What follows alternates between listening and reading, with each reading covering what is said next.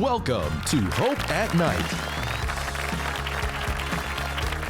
featuring Nathan Greene. Q&A with our live audience and host, Anil Kanda. Today's episode, Can Art Heal?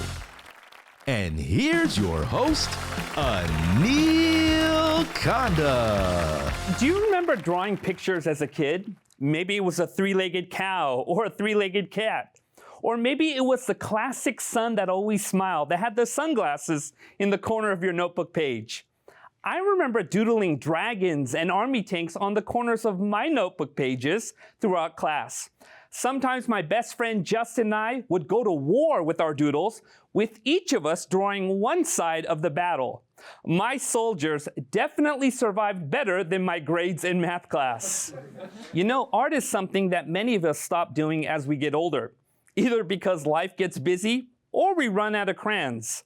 But tonight we're talking with someone who never stopped drawing and whose artwork has touched countless hearts around the world. His images are found in hospitals, homes, churches, and clinics, painting pictures of hope for many who may have found themselves without it. Please welcome to Hope at Night, Nathan Greene.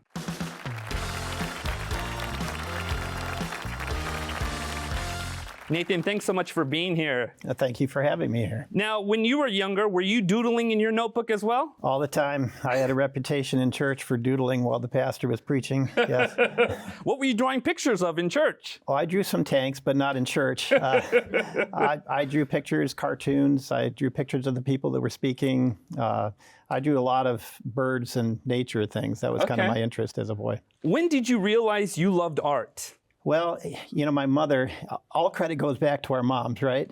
My mother painted landscapes for a hobby. And when I was 3, 4, 5 years old, I used to just love watching her do her thing. And that inspired me to want to be an artist. So I just drew and painted from 4 or 5 years old. Now, I understand that you were originally studying to become a physician, but then something changed. What changed? Well, I was very interested in science and biology as a boy growing up, and my mother was a nurse, so I used to actually draw pictures, anatomical pictures from her nursing study books, you know. But so I wanted to be a medical illustrator, either a physician or a medical illustrator. But when I was 17, somebody took me to meet a very prominent illustrator and artist in the 20th century, Harry Anderson, who was one of the top illustrators who became a Christian and started doing Christian art. And that had a huge impact on me and my thoughts for the future. That's wonderful. Now, you know, you're known all over the world for some amazing artwork, right? Mm-hmm. When it comes to art, I've got to ask you, is art an act of worship for you, or is it a witness? It's something I think of as a potential witness. And I wouldn't call it an act of worship, but I do very much involve, you know, my own spiritual life in how I portray things. When I start a painting, especially if it's a biblical, historical scene, I will pray first. I will read the biblical narrative, and then I will try to imagine myself there. I call it the "you are there" principle, where you close your eyes, you picture yourself there, what it sounded like, what it looked like, maybe what it smelled like, and that helps them visualize it. In regards to your career in art, what was some of the experiences you had? Well, I started as a pre-med. Actually, before I went to art school in Chicago, I was a pre-med student, but then I discovered the American Academy of Art. And there I learned all the kind of traditional academic skills. And I started as an illustrator in Chicago, illustrating for many small publishers, World Book Encyclopedia, Children's Press, many of the Christian publishers out in Wheaton, Carroll Stream, Christianity Today, Tyndale House, and eventually Scripture Press, Billy Graham, Focus on the Family, Salvation Army, various things. But then I took a trip out to the East Coast and interviewed with NASA and National Geographic and National Wildlife, and began illustrating for some of those publishers, Ranger Rick magazine, which I grew up with. Now, I would think in regards to NASA, they're all about photographs, but they're interested in art too as well? Since the early missions before Apollo, Gemini spacecraft, they had artists there to portray things. Norman Rockwell was one of them who portrayed astronauts preparing for launches. So they've commissioned 300 artists over the years to portray artistically, not just photographically, knowing that it's an emotional experience that sometimes an artist can convey something that a photograph cannot. My last job for NASA was to do a portrayal of Space Station Freedom, which eventually became the International Space Station. And so it was imaginative of what it would look like when it's in space with astronauts doing EVAs and shuttles docking and stuff like that. Now, what were some of your more, I would put it this way, your earlier art pieces that were really defining for you in regards to faith? Well, like I said, I started as an illustrator doing lots of books and magazine illustrations for these various publishers, but I wanted to do something more faith-based. But I had to make a living like most artists starting out. You take what comes. But Signs of the Times magazine contacted me to do some artwork. They wanted me to do a cover of Jesus as a carpenter. And that was probably one of the first times that I did a painting of Jesus.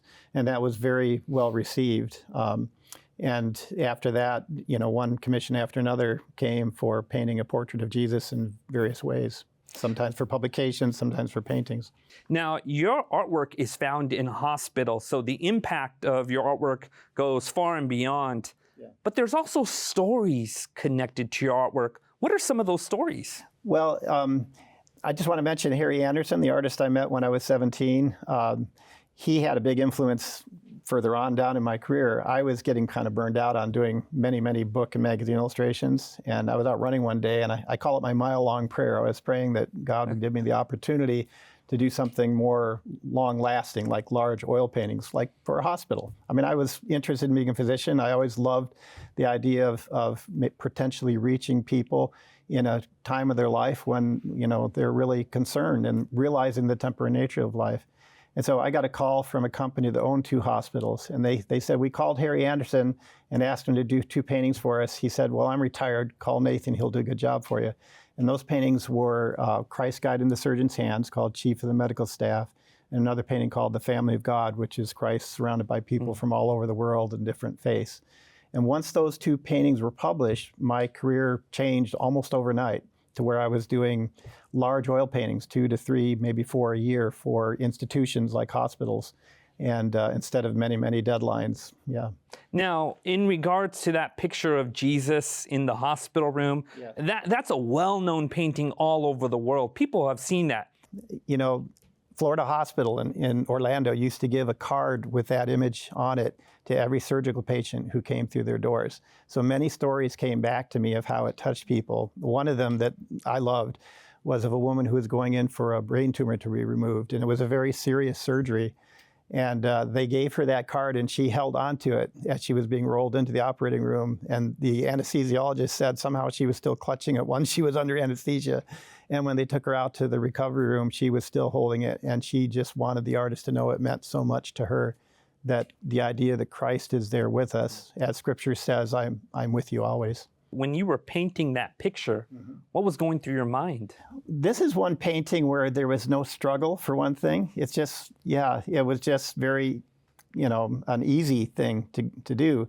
And that's not always the case. And in fact, one lady wrote my publisher and said, tell Nathan that God painted that painting. He just let Nathan hold the brushes. And it kind of felt that way.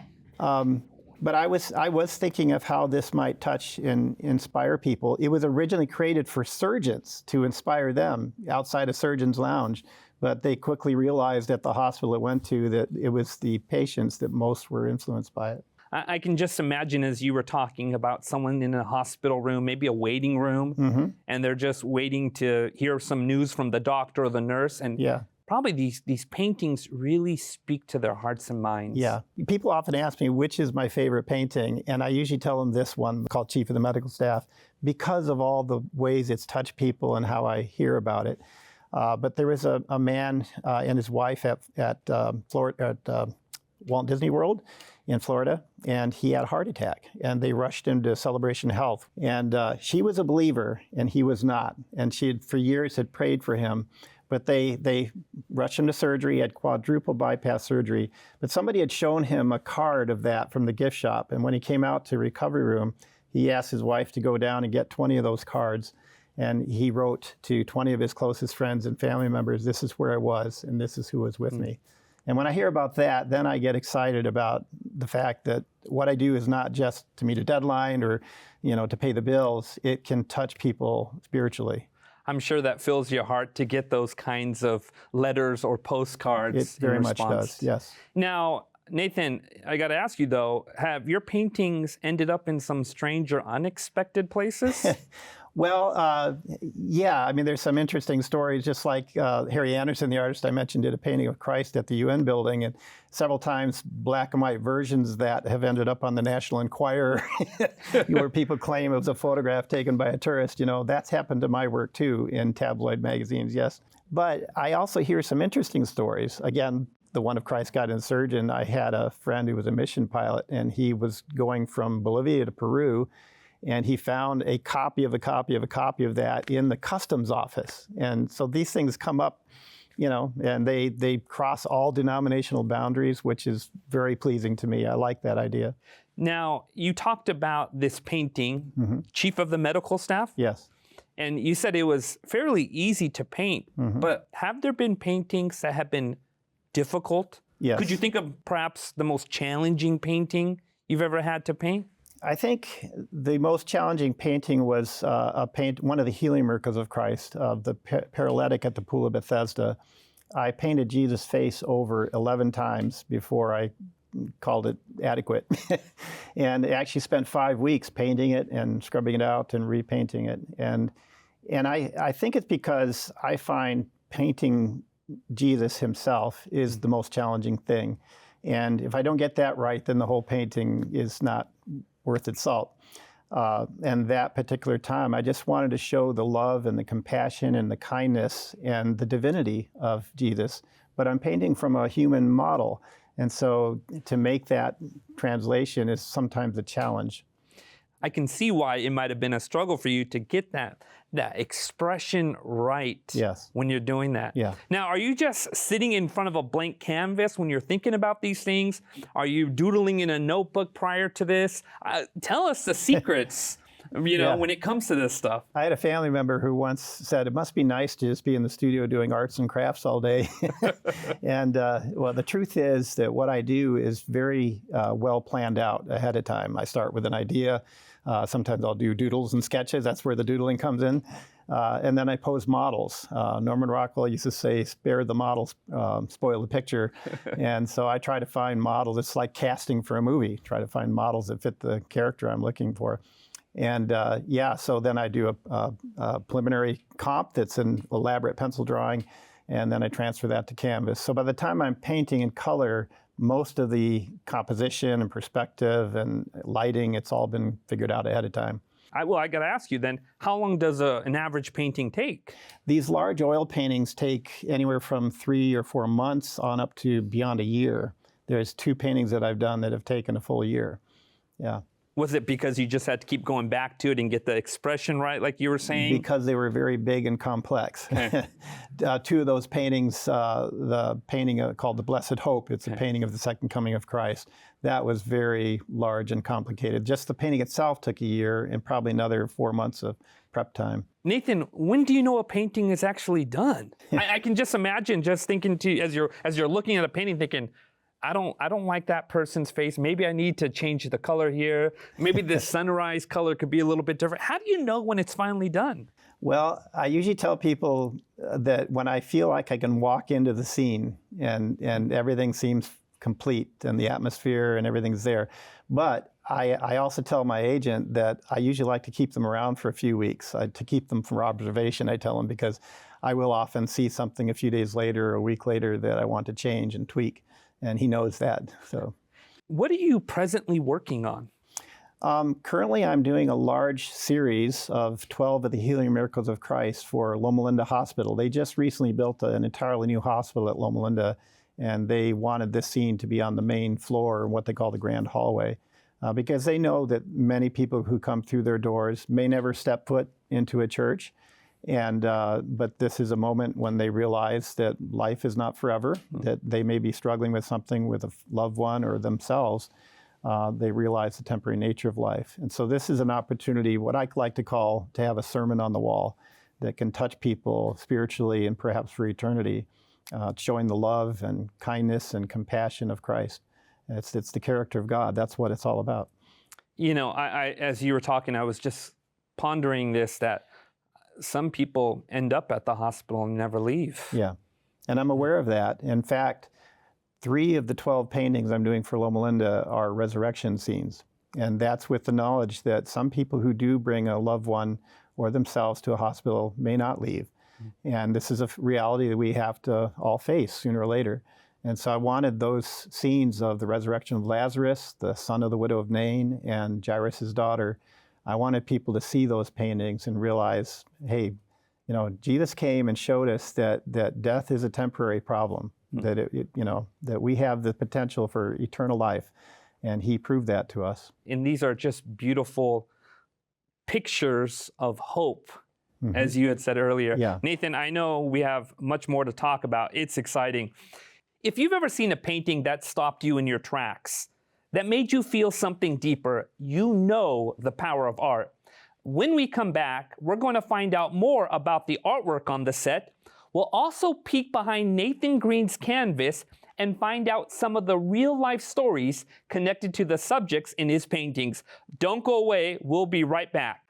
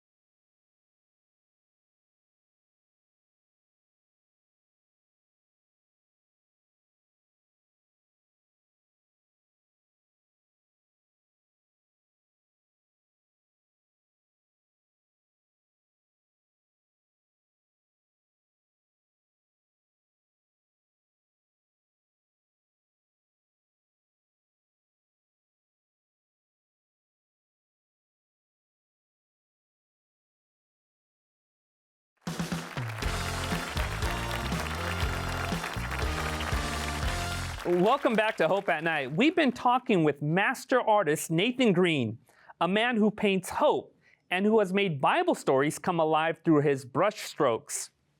Nathan, I know you have a set of paintings called the Black Lamb series. Could you tell us a little bit of the inspiration behind those paintings? Well, I happen to have married a daughter of a sheep farmer from central Michigan.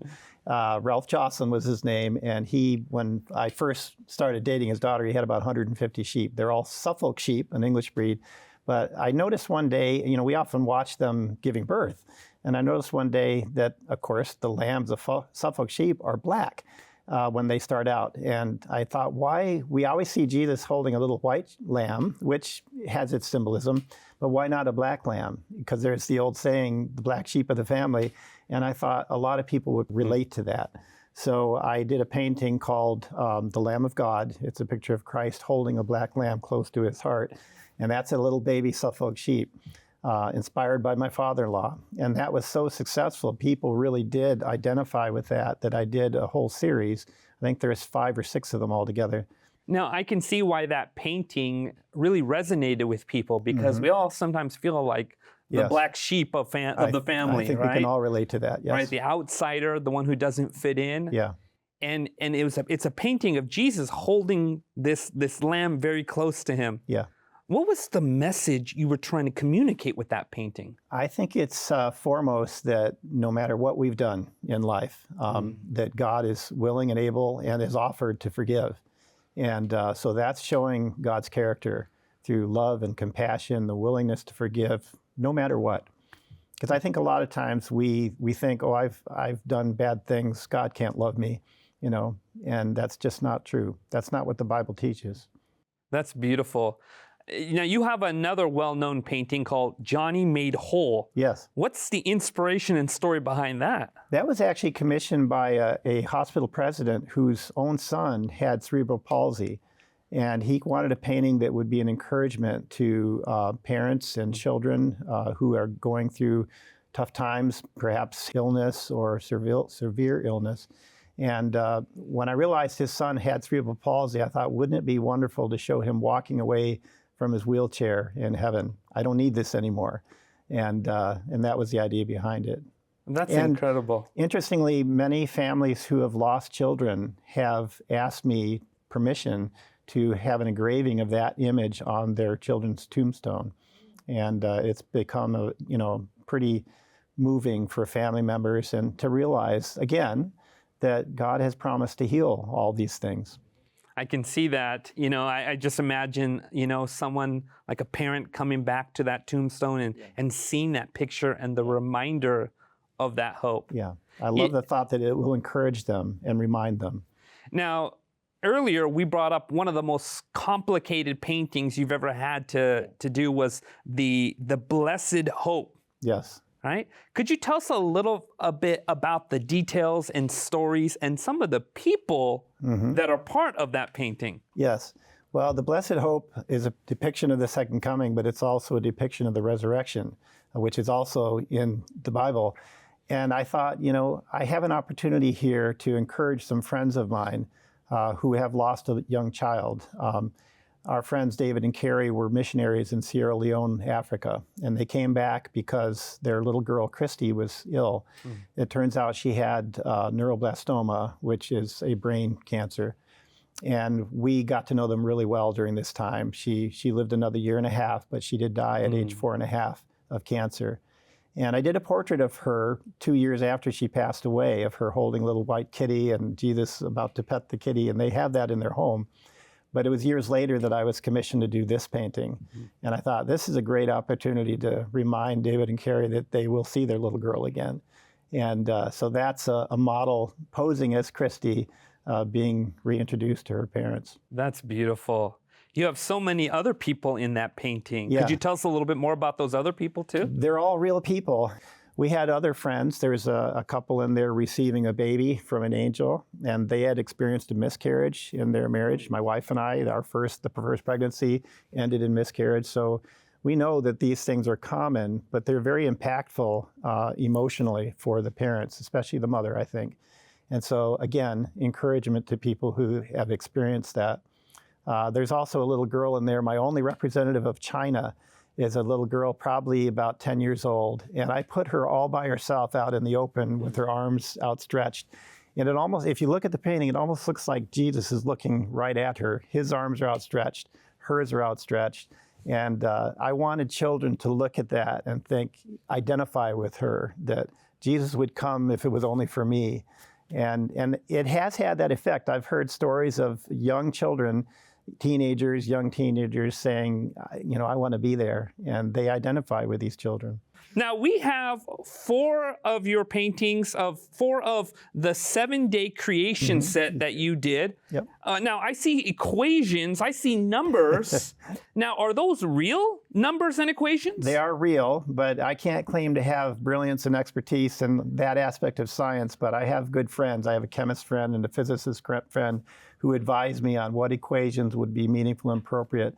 When I started this series, I was trying to think, how can I portray what is in the mind of God, the Creator, when He's about to create our world and all that's in it? And the laws of nature came to mind. And the symbols as we know and understand them, the formulas, the equations, the symbols of the golden mean, nuclear energy, all these different aspects are definable in terms of numbers and equations. Now, I see on this picture right here that really caught my attention of Jesus, and I see E equals MC squared there. Yeah. And I see a number of other equations. Now, what is this picture supposed to represent? Is it creation? Yes. Yes, this is the first day of creation, where in Genesis it says that the Spirit of God moved upon the waters. So you have the waters, you have the light, which could represent the sun, but it could also represent the presence of God, because in Scripture, He is often described as being brilliant light. And then, to me, the translucent robe of Christ, because I believe it was Jesus, is the foremost part of the creation process. So the figure of Christ and then the robe being translucent represents the Holy Spirit. So this is the Trinity portrayed in the beginning of creation. And then is that, I see plants and trees. Yep. What day is that? That's day 3. Day 3, okay. That's when all plant life was created, and you have the formulas for the chart for photosynthesis and the process of processing nitrogen. There are also images. I collaborated with a Japanese artist who had done some beautiful two-dimensional digital imagery of plant life of various forms, and he allowed me to use some. That's wonderful. I see Jesus here creating sea life, and then I see the 6th day right here, the creation Yes. of mankind. Yes. Day 5, the one of Jesus creating all marine life and birds, is my favorite of the 7. And I love this idea. This was a designer friend who suggested that I have Christ just standing on the water, which is something in the gospel of Christ standing on the water, coming to the boat with the disciples, but just spinning around and all this life kind of coming out from his hand. But that took 5 months, the same amount of time that the first 4 days of creation took to paint. And then, of course, day 6 is another favorite because I have various animal life, mammals, and but it's also showing the creation of man from the dust of the ground. Now, are there details that are hidden in your paintings that most people don't know about? You got to share the secrets on TV. Well, as a young illustrator, usually we had contracts with publishers that promised we would not do that. Sometimes accidentally things have appeared, but there's nothing really hidden here, but there are things that I'm aware of that maybe others aren't. In the painting day 5, I had a teacher come up to me while I was still working on that, and she said, if you could put Dory and Nemo and Dude Crush in there, my children would love that. And so I did. You'll find all 3 of them there. And this painting here, you will notice while Christ is creating man, there's a gorilla and several other types of primates in the trees looking on. That's kind of my anti-evolution statement, that these were created simultaneously. Because I believe in as God as a creator used economy of design. The fact that there are similarities between primates and man doesn't mean we evolved from them. It means he used similar design structures, and which is all through nature. Right, and in all these, in animal life, in the animal kingdom, you see, an aspect of God's glory, but in humanity, you see this fullness. Yes, there's this a fullness. great expression of who God created us to be. Yeah. That's fantastic. Now, we had talked earlier about the series of paintings that you are working on for Loma Linda. Mm-hmm. When it comes to the healing miracles of Jesus, are you getting your inspiration directly from just simply in front of a Bible? Like, are you talking to scholars and theologians? Are you watching things on TV and just trying to capture a picture? Like, how is this stuff coalescing in your mind in regards to these particular set of paintings? Well, I actually took a trip with my agent, my wife, with an archaeologist and his wife to Jerusalem and to Jordan, and we did research. We actually know where 9 of the 12 healing miracles took place. At least we believe where they took place. And I have several friends who are archaeologists and several other theologians, so I consult them heavily because I'm a little obsessive about the research part of these. I want them to be accurate and authentic. And like this painting behind us now is a painting of the blind man where Jesus rubbed the clay and spittle in his eyes and then told him to go wash his eyes in the pool of Siloam. I was hoping the pool of Siloam was actually there visible behind them, but no, this took place right outside the Temple Mount, the south wall of the Temple Mount. And then about a quarter mile or so down some steps is the pool of Siloam. So, but it gave me a chance to render Jerusalem architecturally in an accurate way. So, no, I try to achieve authenticity in everything I do, but I do occasionally use artistic license because it has to be a pleasing composition and something people can relate to. I do avoid watching current, like The Chosen. People kept asking me, have you seen The Chosen? Have you seen The Chosen? And I've been avoiding it because I don't want that to influence how I portray these healing miracles. In regards to Jesus, we talked earlier about how, you want to get the face of Jesus right. Yeah. Do you use different, pictures of Jesus? Do you paint different pictures of Jesus? Why not just a uniform picture? What's the thinking behind that? I think that probably most people don't understand that I need a model, and I've had two over the years. The first was half Lebanese, half Hispanic, but he grew older. It changed. I mean, Jesus was 33 at the end of his time here on earth. And the current model is half Cuban and half Spaniard, but now he's in his 50s. So I'm really challenged right now in the Healing Miracle series to make him look younger. I'm combining pictures I took of him 25 years ago with ones I've taken just in the last few years. I'm actually currently looking for a new model. So if I look at any of you kind of too long or strangely, then we know why. I might be, he might be a prospect. So. In regards to painting the face of Jesus, what is something you absolutely have to have that's so important to you when it comes to the face of Jesus? That's an excellent question. It's one of the reasons why I search, in my search for a new model, I've looked at a lot of professional model agencies, and I'm trying to avoid a look of sultry worldliness, which you usually see when you look at models, currently. So I'm looking for a look of kindness and compassion and friendliness and welcoming look. And also that potential for a look of divinity that is really hard to see. And yet any model I choose is human, and they will have their faults and foibles. But if they at least do not have that hard worldly look, then there's the potential. But then there's certain, the book of Isaiah says that there was nothing about Jesus that would draw man to him. It was more his presentation, his character, the words that he said. But people need to have a somewhat handsome visage. I don't think it should be overdone. But in fact, the current model I used was the first model I used for Adam in the Adam and Eve painting. And I was afraid if I used him, he was a hunk. He's 6'2", he's good looking. And I thought, no, this is over the top. But when I put him in a robe, he had this majestic quality to him that was what I was looking for. I know there has been some depictions of Jesus extremely muscular, not just toned, but extremely, it's like he's doing some bodybuilding, and then, his clothes come off and they hanging him on the cross. And I'm like, you can tell they took some license there. I just recently did a new painting of the crucifixion of Christ, and it was the whole scene. It was commissioned by a client in Europe, in Prague. And I actually used a different model for that. He was a lean guy that my wife found at the doctor's office. My wife has a lot more courage than I do when it comes to coming up to models and asking permission. Chutzpah, I think, is what she has. Because I'm shy, I've avoided potentially great models, and she'll go right up to them. And this guy worked out great, and he was lean. He worked physically, manually, and so he had the look that I was looking for. What did she say? Did she just look at this man like, I think you would look good as Jesus? What'd she tell him? I wasn't there, but that's probably what she said. And some people are really interested, and some people are very cautious, but usually when they come and do the modeling experience, they enjoy it. I imagine. So, you once talked about the earth being just a blip, and that you hope to keep painting in heaven. Yeah. Right? Yeah. What do you think you'll be painting in regards to heaven? Well, I have an awareness. I go to an art museum. Like I trained in Chicago at the American Academy of Art, and I had a full-time pass for the the Art Museum of Chicago, Art Institute of Chicago.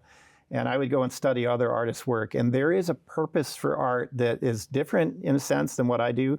I have an eternal spiritual message I'm trying to convey. But art as a aesthetic beauty and as something that can just raise the caliber of life and enjoyment of life, that's important too.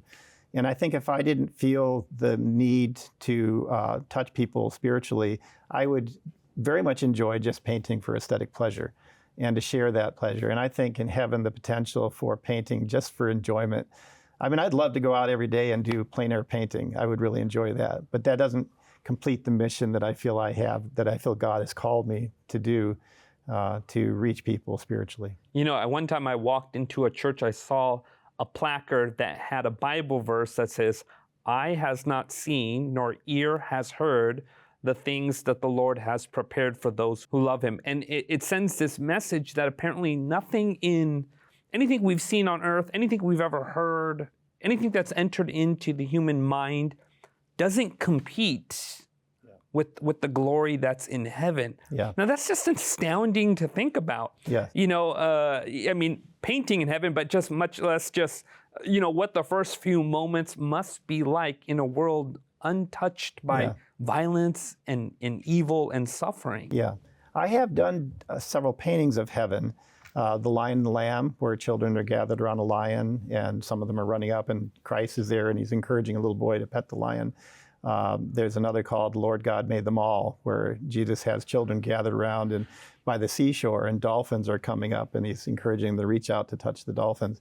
These are, of course, my imagination, but to imagine what actually painting in heaven would be like, it'll be awesome, I'm sure. Yeah. So. What other, colors could there be out there? What is materials that are available? Yeah. It's incredible to think about. Yeah. I have one more important question for you, which I think it really connects to all of this. What do you hope people feel when they see your paintings? That's a great question. I hope people will look at my paintings, like I said earlier, as a sermon, that this is meant to say something about God and what he's like and his character and how we then relate to that, I think a misunderstanding of God's character has been the root of so many problems throughout history, wars over religious ideas. It's all because people misunderstand God and his character of love and kindness and forgiveness. And so that's what I most hope for.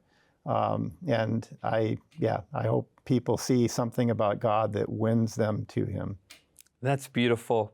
And what I'm hearing from you is this idea, it's not just physical paintings of Jesus, but you want the world to see the true picture of who he really is. Yes. Especially in a world that has so many other pictures of God. There's a lot of, even artwork sometimes says a message about God's character that I believe is false and needs to be avoided. But in a world that's full of strife and war and misunderstanding of God, we need to know what God is really like. And I think that's what the Bible is all about. I mean, it's 66 books that tell a story about God's character and what he's really like.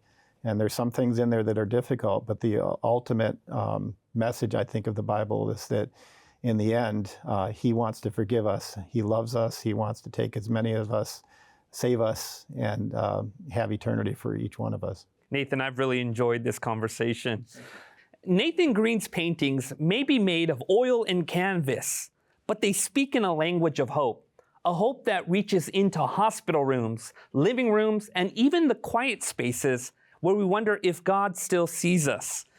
We need to go to our break, but before we do, I just want to invite you to visit our website at hopetv.org/hopeatnight, where you can view previous episodes and also download this season's free gift.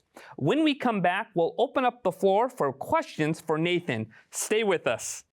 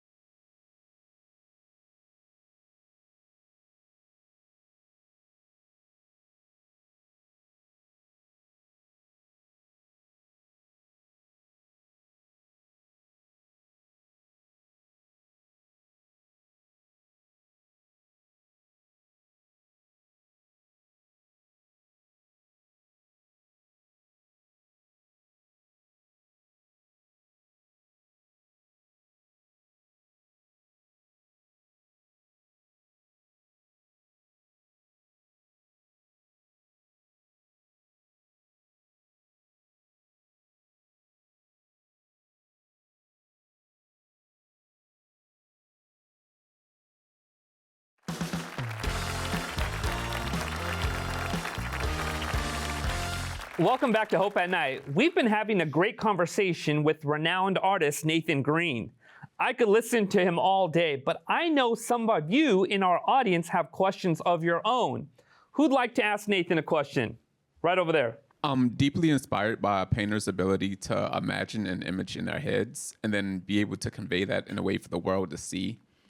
Are there any paintings that you have ideas for but haven't yet been able to convey in a satisfying way?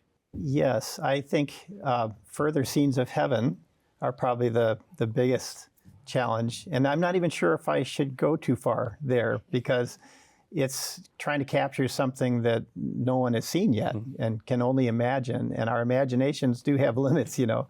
So that would be, as far as things I haven't done yet, to me, the greatest challenge I've ever done, and I agree with Harry Anderson on this. Harry Anderson and I used to meet together at his home in Connecticut, and I asked him once, what was the most challenging thing you ever painted? And he immediately said, depicting the second coming of Christ. Because how can any human being, you know, no matter how talented an artist you may be, how can you portray such a glorious event? And so that was one that I tackled, and with humility through the whole process, knowing that this is only a hint of what it will actually be. You know, in regards to these paintings, I know sometimes you know people reach out to you, and you're commissioned to paint a picture. Yeah. Do you have guidelines? Do people? I mean, are there things that you're just like, I'm not going to paint that? You know, when it comes to your interactions with those that ask you to do that. Yeah, most of those kind of situations occurred very early in my career. And if I could tell a quick story about that, when I was first taking my portfolio around Chicago, I went to wanted to be a freelance, but I thought, well, maybe I'll work for a studio first. Interviewed at a studio, and as I walked in the doors, I could tell that a lot of the subject matter they deal with, whiskey and Playboy magazine and all this stuff was there, but they were product illustrations too. So I met with a guy, and he really liked my work, and I had a painting of a polar bear in there, and he said, wait, I think I have a job for you. He ran off to meet with a major ad agency, came back 30 minutes later and said, you got the job. If you want it, it's $5,000. And I'm like, oh, because I was just a poor student, and sure. But he said, I asked what it was, and he said, it's a billboard ad for Cool Cigarettes for Leo Burnett. And I said, oh, I'm really sorry, man. I can't take that. And he was so kind and respectful. He even offered me a job. So people will accept no for things like that. But you do have to make a stand for what you believe in and what you don't believe in.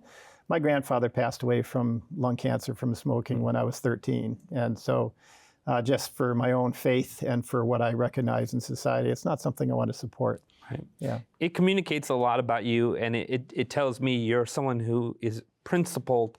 And in regards to your paintings, I mean, it's part of you is in that painting, and you want to represent yourself and God well. Yeah. You have to live with yourself at the end of the day. Right. Yeah, and the choices you make. Right. Any other questions? Right over there. You mentioned that in the past you've painted other subjects, but now do you only do religious pieces? Primarily, yes. But occasionally, it's rare, but occasionally, like we have a friend of my agent who invited us to come out to his ranch. And his boss has a lot of ranch land out west. And we went to watch a roundup and branding and roping and tying and all that. And I came back and I did 5 watercolors of that. That was kind of a rare example, and I just thoroughly loved it. They invited me to come back to cow camp the next spring and ride up the hills, but my experiences with horses, I love to look at them, but they tend to step on my feet a lot. They know I'm an amateur, and but that would have been fun too. But yeah, I've got a lot of deadlines still, so I don't get to do that very often. Now, you also have a well-known painting of Abraham Lincoln. Yes. What's that about? Well, one of the clients that's commissioned other works, my agent was traveling with him and a few other guys in the Mediterranean, and my agent said, hey, Brad wants to talk to you, and he wants to commission a work. And so this was wonderful, because Brad, unlike most other clients, he didn't say, I want you to do this or that subject. He said, what would you like to paint? And so I told him, well, years now I've been listening to books on audio and now Audible while I work, because it uses a different part of the brain or something, because I can go through a book every 3 days on Audible. And I said my favorite topics are American history and biographies, and said I'd like to do something on Abraham Lincoln. And he said, great, send me some sketches and we'll see how it goes. So I've done 3 paintings for him on Abraham Lincoln, one of him visiting Antietam 10 days after the battle. And the one that we have on display behind us now is of Lincoln being taken to Richmond just 5 days before the end of the war, and where he was greeted by a group of newly freed slaves. And in minutes, there were hundreds and then thousands of them thanking him for their freedom. He was assassinated just 10 days after this event, and most Americans aren't even aware that this ever happened. So I love that. I love if it weren't for more of the spiritual purpose in my mission as an illustrator, I would probably do more American history because I enjoy recreating things that a camera never took a picture of. Right. And even in those moments that are not exactly, pictures of Jesus or biblical experiences, there's still something deeply spiritual. Well, Abraham Lincoln was one of those men who demonstrated by his life the decency, honesty, integrity that I believe is part of God's character. And when you see people that reflect that, I think they should be held up as examples because they seem to be so few. Right. Nathan, what's the biggest painting you've ever painted? Well, I did a mural for the Horn Archaeology Museum at Andrews University that was 89 feet long, but it was only about 20 inches high. But it was the history of the Holy Land from the earliest time, from Abraham's time on up to through the Islamic period. But I did a mural once for the Lifestyle Son of America that's now down in Texas. And it was about 10.5 by 8.5 feet, I think. So, yeah. But these healing miracles are by far the most time-consuming and elaborate that I'm doing. Yeah, especially you want to get it right. Yes. Yeah. Any other questions? I would love to know if you've ever felt the presence of God while you were painting. Yes, definitely yes. Sometimes I feel he's not there, and that can be a struggle. I think the time that I painted Jesus' face over 11 times, I think that, part of it was a spiritual thing within me, that, how you can kind of go through life and feel like detached from God, maybe by your own choices or what you're focusing on in life. There's actually a very good friend of mine, Mark Finley, who's an evangelist and pastor, knew I was going through that struggle, and he called me on the phone after my 9th attempt and said, let's talk about it, and he encouraged me to kind of eliminate some of the more secular things that I had going on, the stories I was listening to, and to pray earnestly before I start the process each day. And then we prayed together. And I still took me a couple more attempts, but I did get it after that. But the painting of Christ guiding the surgeon's hand, I felt God's presence through that whole process. A painting of Christ as the carpenter, it took 2 days to paint that. It was a different technique than traditional oil painting, but I definitely felt God's presence there.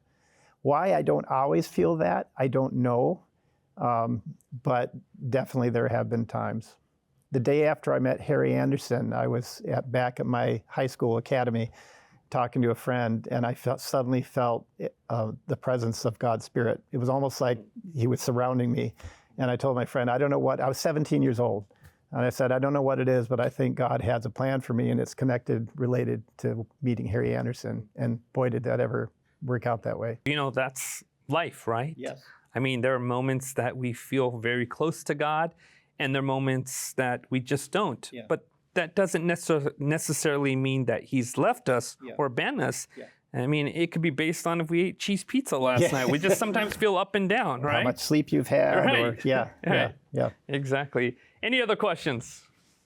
Nathan, have you ever dabbled in any sort of digital art forms or used any design software to create images? Yes. Yes and no, or I should say no and yes, because for many years, I'm still a traditional painter. But for many years, I did the compositions before I do the painting just by drawing freehand and sketching and erasing.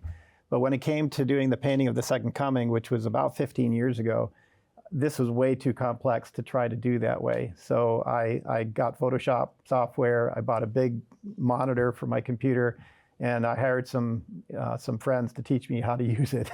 And I know how to use it, but I'm dangerous if you ask me to go too far. But I did the whole comp in Photoshop. But that's as far as I take the technology. When I'm done with that, I go back to traditional drawing and then transfer it to traditional painting. I do have friends who are illustrators that do almost all their work digitally. And that's the way of things now. I feel sorry for young artists who want to do it the old-fashioned way, because especially in the illustration world, it's almost all done digitally. AI can create images of everything, not just images, videos now. Yeah. But, it's fascinating. I was listening to one scholar and researcher sharing that even though AI is taking over, in regards to these images and these videos that are out online, the individual who is still unique in their artwork, in their talent, in their gift will actually become more valuable because there's something that cannot be, at the end of the day, duplicated or replicated by AI. Yeah. And that's why I don't freak out about AI, because I think there always will be a place for the good old-fashioned traditional approach, because people do know and appreciate that. And so I think it's be sort of like vinyl records, you know, they were just, everybody was getting rid of them, and all of a sudden, hey, wait a minute, we like this. We like to hear the static, and we like to hear the little flaws. It's real. The source matters. Yeah, yeah. Any other questions? I'm curious, since scripture tells us that we're created in God's image, have you ever considered painting other nationalities of what Jesus could look like? Perhaps a darker skin tone? If so, why or why not? Yeah, that's a good question. I deliberately chose to try to paint Jesus as I understood a Jewish man 2,000 years ago might have looked like. The challenge I have is living in Michigan. It's hard to find somebody with a Middle Eastern or Semitic complexion, because I asked an archaeologist, Siegfried Horn, years ago what Christ might have looked like, and he felt like a modern day Arab of certain, like Lebanese maybe, or, you know, so olive complexion. What I had available was Hispanic mainly, and that's why I used, the first guy was Lebanese and Hispanic, the current guy is Cuban and Spaniard, but I still think he should be a little darker complected, but there's many different qualities that I'm looking for as well. So having taken a trip to Israel and Jordan, I realized when I was there, there's European Jews, there's Arab Jews, and the Arab Jews had more of that look I'm looking for. So when I came back home, I did research for model agencies in Oman and Tel Aviv and Jerusalem, hoping to find a model, and because I could afford, I think now, to bring one over if I had to. And after about three or four days of searching, I started getting messages on my computer saying, here's more gorgeous men for you to look at. And so I ceased my search. So I'm currently praying that God will help me find the right model that has that Middle Eastern look. Yes. You know, it's interesting, though, because some people are really offended by particular images of Jesus. Yeah. And I'm not talking so much about just an image of Jesus, but, you know, we've typically seen in maybe the movies or paintings of that blonde, I don't call him blonde, maybe a dirty blonde, blue-eyed Jesus, right? Sure. And, it was very much a picture of Jesus that represented, Caucasians. Yeah. Yeah. But you try to find a picture of Jesus that most represents probably what he looked like. Probably, but we don't really know. We don't know for sure, right? I am sympathetic with the idea that he should be darker still in complexion, but I have to find the right model. I think people don't realize that I don't just invent these things from my imagination. I need to have a good model, because you need to have lighting and see how the shadows fall and all these things, and then all the aspects of character we talked about earlier. So, boy, if I could find the right combination with that look of kindness and compassion, I would like that. Nathan, you need to take a trip to India. All right. Any other questions? Right over there. I wondered if you have ever had a personal struggle with your own faith that perhaps kept you from completing a deadline? Yeah, I don't know if I have, yes, but I don't know how much it kept me from completing a deadline. I used to say that printing presses wait for no man. And I think everybody goes through cycles of warmth and coolness in their relationship. We all probably struggle with doubts at times. Usually for me, it's been at times when I've been under a lot of pressure and stress, sometimes from deadlines. Sometimes my greatest challenge at meeting deadlines was when we had young children. We have 3 children, and you're trying to balance all of this. Because I'm an artist, almost every artist I know struggles with the same thing. We tend to work best late in the day and at night. And it's not real conducive to family life, So, but when you've got 3 young children you're raising, and your wife wants you home and spending time together, that can be a real challenge. And sometimes there can be no time for spiritual growth or, taking care of yourself in that regard. So I think during those years, there were some challenging times. I did have some challenge meeting deadlines when my second child, our daughter, was not sleeping well at night, and I was tired all the time. Yeah, and sometimes, spiritual things kind of take a back seat, and it's probably when you need it the most is when we tend to neglect it. And so, it's an excellent question and gets to the nitty-gritty of things, doesn't it?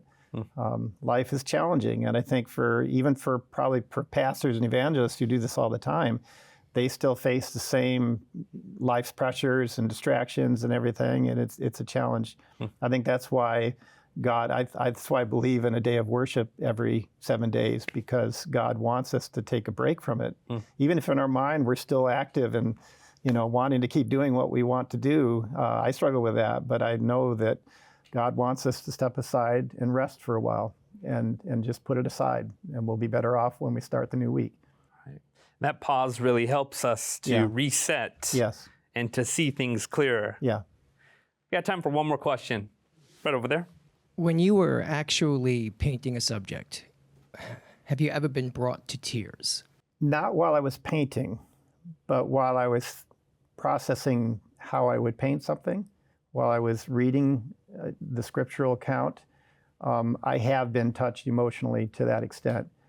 But the greater number of times that I've had that reaction is when I see people's reaction to a painting, or when we've just been talking about it and I see them looking at it, and especially if they start to tear up. I do too, because I'm a sensitive sort of guy. You'll find that most artists are, and we can be touched emotionally pretty strongly, especially if we see someone moved by something we've done or created. So yeah, usually the tearing up is when I see somebody else tearing up by a painting. When I did the painting of the resurrection of Jairus' daughter, people have often come to my studio to see a copy of it. While I had the original there, several people came, and I know one of these families, I believe they had lost a child, and they cried when they looked at it. And man, I can't help but tear up when I see that, knowing that it can touch somebody that deeply. That's inspiring and hopeful. Yeah. And I just really appreciate how the paintings that you produce really communicate not just beauty and aesthetic value, but there is a deep message of hope that is so special and enduring and life-changing when we embrace it. Yeah. And I'm glad you used that word hope, because I think I didn't mention that word when I'm talking about people coming into hospitals and realizing the temporary nature of life. But this artwork is intended to give that hope, that there's something more than this life. There's something more than the evil we see all around us, that God represents love and the future, and eternal future. There's hope. That's right. That's beautiful. Whether you're an artist, a writer, a teacher, or just someone living your life, remember this. Just as he did with Nathan, God is still painting pictures of hope, and he will gladly let you hold the brush.